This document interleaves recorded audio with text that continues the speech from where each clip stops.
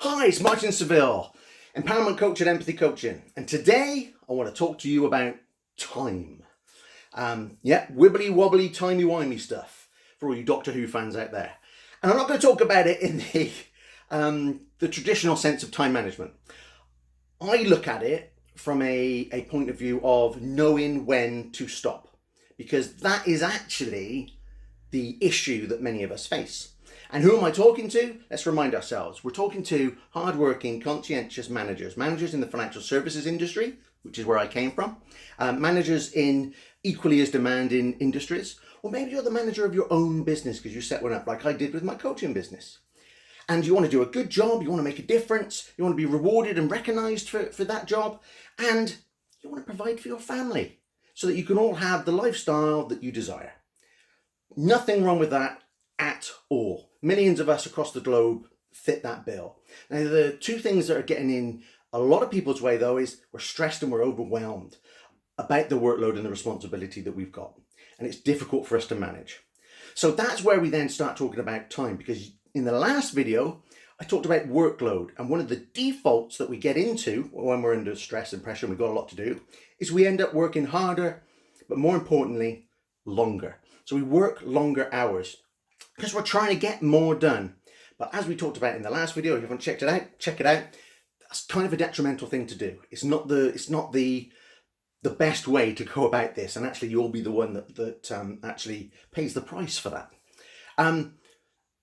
So in order to kind of look at that and say, well, what can we do differently? This is then about knowing when to stop.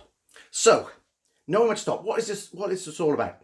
When you are in this kind of business bubble, when you're in this stress and overwhelm bubble, it's all you know. You're just going from one thing to the next, just desperately trying to get through stuff, move on to the next. No stopping for acknowledgement that you've just done those 10 tasks or whatever it is. Just carry on, plow on. And it's never ending. And what'll happen is, what I also see is that during the day, it's really busy.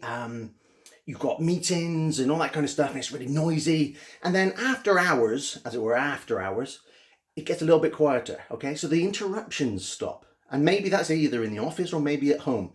And you think, right, okay, now I can concentrate and actually get on with my work. So actually, there's this mindset that you haven't actually been doing what you needed to do during the day because of X, Y, and Z and meetings and all this kind of stuff. And now actually after hours is now where you're going to put in the work.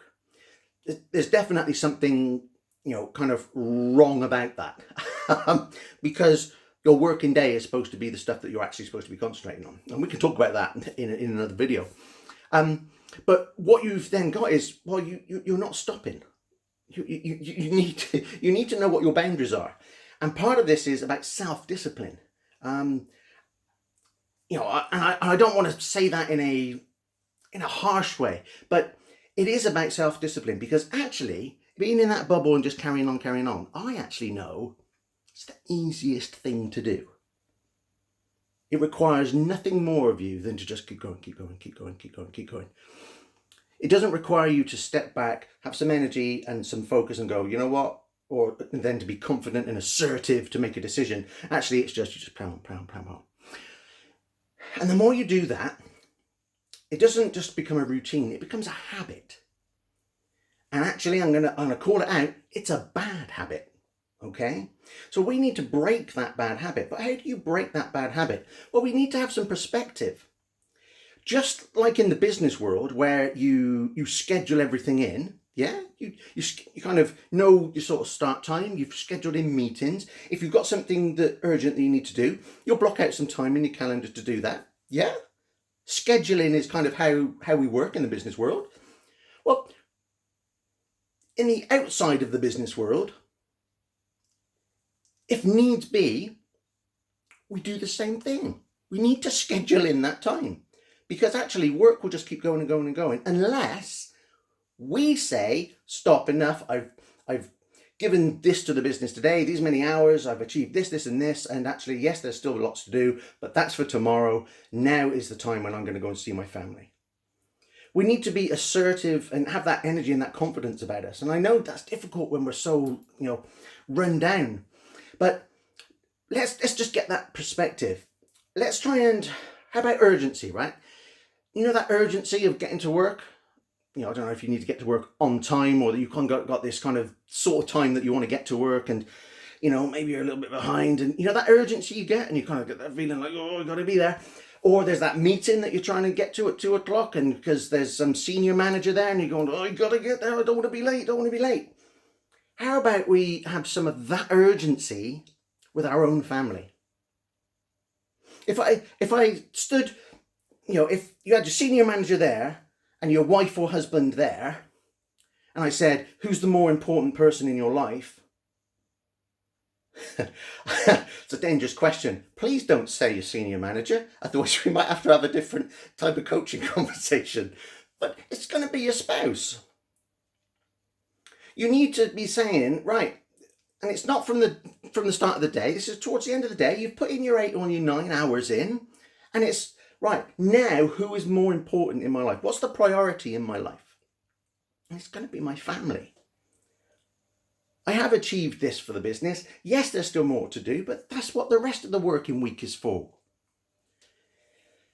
Let's get some perspective on what's important. Because again, if I said for the next 4 hours, you can spend doing this analysis and this report, or you can spend it having tea with your family, reading a bedtime story to your children, singing them a song before bedtime, getting them to bed, and then spending some quality time with your spouse for the next 4 hours. If I gave you those choices, again, are you going to choose the analysis and the work? No. You're going to choose this over here, your family. You see, what happens in this situation when you're stressed and overwhelmed is you feel like you don't have a choice. The reality is you do have a choice. You do. But you have to make the choice. So how about we try sometimes this week? You're going to get towards the end of the working day and you're going to go, right, I am shutting down now. This is my time with my family. I've actually said to my family, I'm going to be home by X o'clock so that we can have a meal together and we can do bedtime together. And it's going to be great. I'm really looking forward to that. I've scheduled it in and now I'm leaving. I'm shutting down. How about you do that once this week? See how that feels. Okay?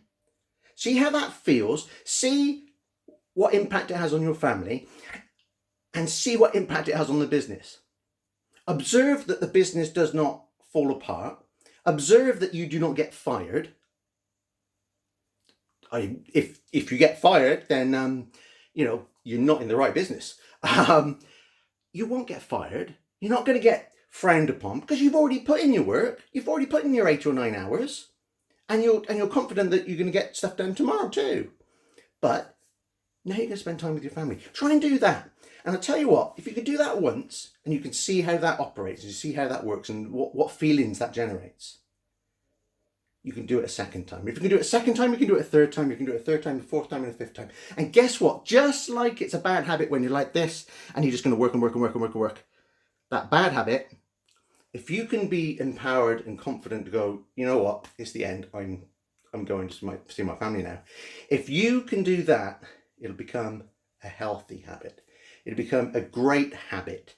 And actually, it's a leadership habit. Knowing your priorities, knowing how to manage your time, knowing what's important in any one moment, and that's one moment in terms of work, but also the time of day. What's more important right now in the evening, work or family?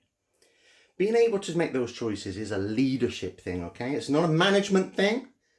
I don't want you to just be a manager of stuff. I don't want you to manage things. I want you to lead. I want you to lead the way, to be a role model. Let's try that, because that is a great way to boost your confidence about time.